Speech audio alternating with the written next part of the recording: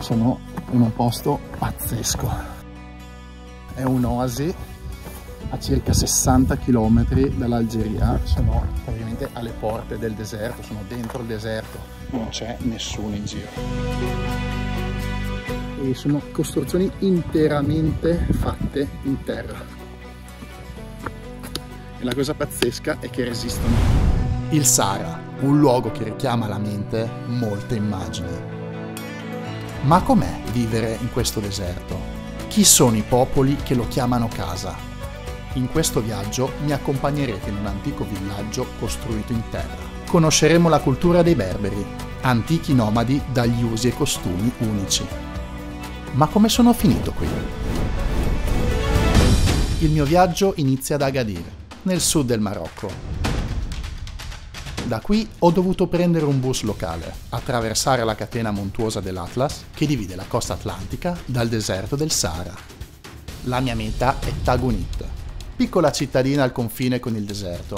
Da lì mi sposterò ulteriormente nell'interno, fino a raggiungere un piccolissimo villaggio completamente costruito in terra, dove sarò ospite una settimana. Il viaggio durerà circa 15 ore.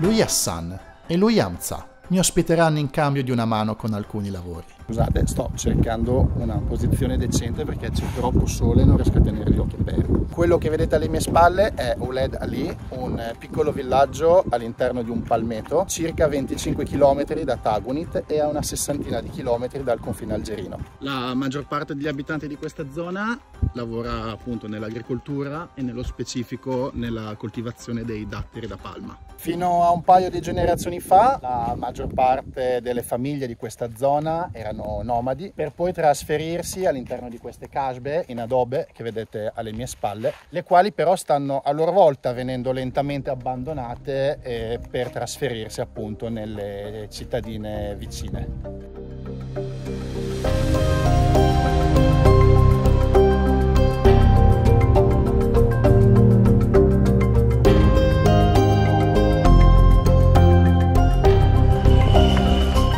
Vale la pena spendere due parole sul popolo berbero.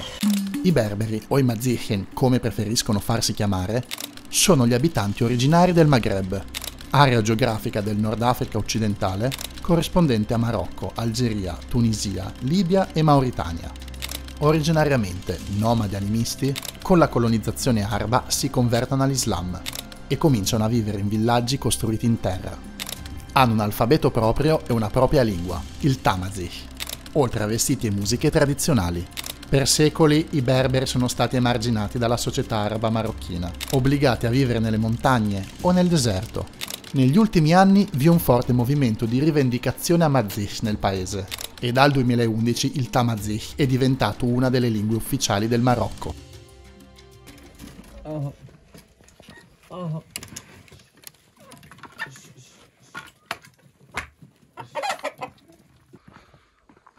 Ok, allora questo è il posto dove si creano i mattoni con cui si costruisce la kasbah. Ah, ecco qua. Questo è il pozzo dove prendono l'acqua. Guarda qua, so se si vede il fondo. For what you use that water? Just we use for clean the dishes and take shower, give to the sheep and stuff. And the water you use to drink, from where you get it? From the government, from Taghouit. Ah, ok. But it's not enough, it's one day per month.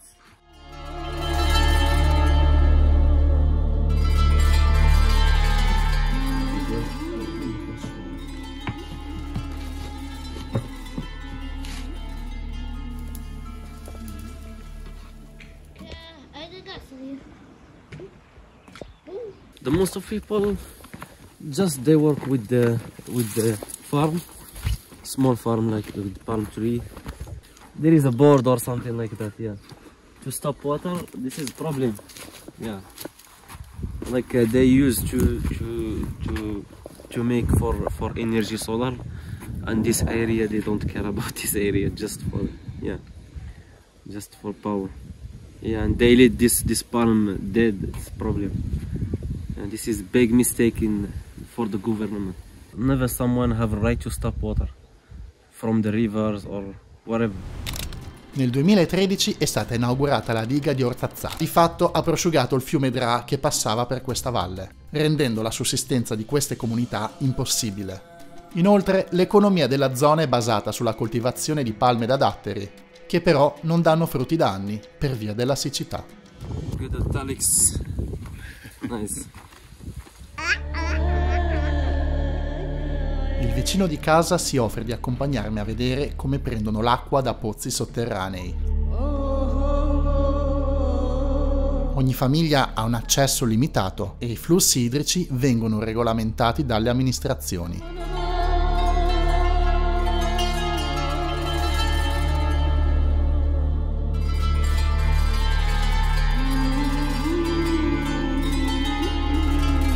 L'esistenza di questi villaggi, che sono un patrimonio architettonico e culturale, è a rischio, poiché lentamente stanno venendo abbandonati.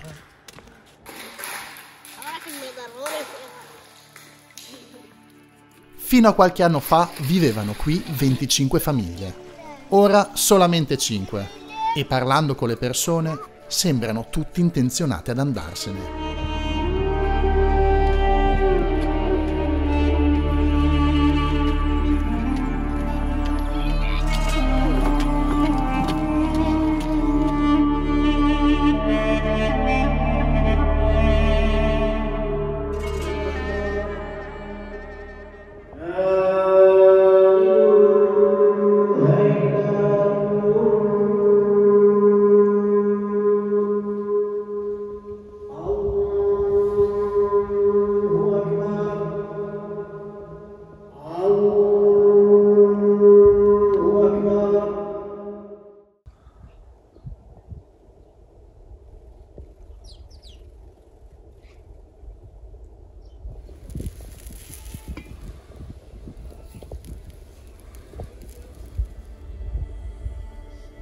Dopo pranzo decido di andare ad esplorare un po' i dintorni.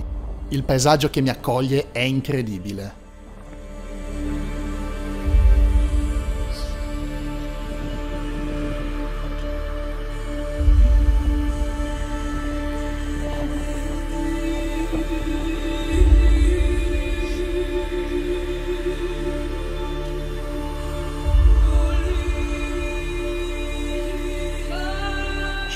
Nel villaggio vicino alla Kasbah dove sto vivendo, circa mezz'ora a piedi. Anche qui vivono diverse famiglie, quindi ogni tanto, nonostante appunto ci sono tutti questi cunicoli molto bui, un po' spettrale in realtà, però in generale questa è una zona molto sicura del Marocco. Quindi insomma, adesso che qua è completamente buio un po', sembra un villaggio abbandonato, però poi in realtà, come potete vedere, ci sono delle case dove le persone stanno vivendo. Sono villaggi completamente costruiti in terra. Una volta abbandonati, questi villaggi sono destinati a scomparire sotto l'erosione del tempo. Verso sera le strade si animano un po'.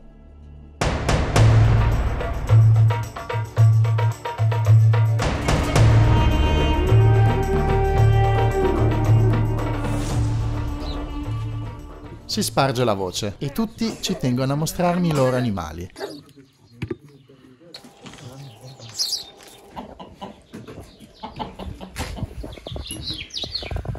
Per strada conosco Elusin, che mi invita a vedere com'è fatta casa sua.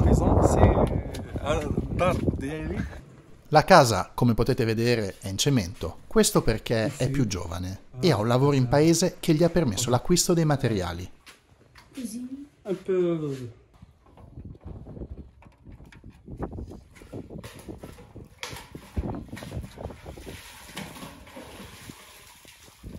Mi invita a bere un tè a casa di sua madre. Questo è il simbolo dei berberi, significa uomini liberi. Per i berberi l'ospitalità è un aspetto fondamentale della loro cultura. Mentre mangiamo, proviamo a comunicare in qualche modo. Le faccio vedere i miei tatuaggi e loro mi spiegano come venivano fatti loro. Con questo oggetto ci si lava le mani direttamente a tavola. Qua si mangia da un piatto comune messo al centro e non si usano posate, ma il pane. I miei occhiali da sole diventano l'intrattenimento della serata.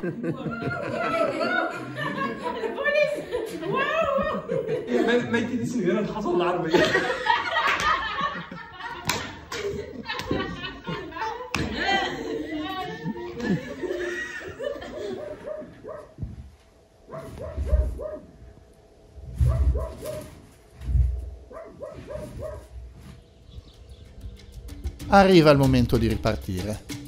Vivere in questi villaggi è stata un'esperienza meravigliosa. Non mi scorderò mai l'accoglienza che ho ricevuto. Luoghi remoti che resistono al tempo e custodi di culture millenarie.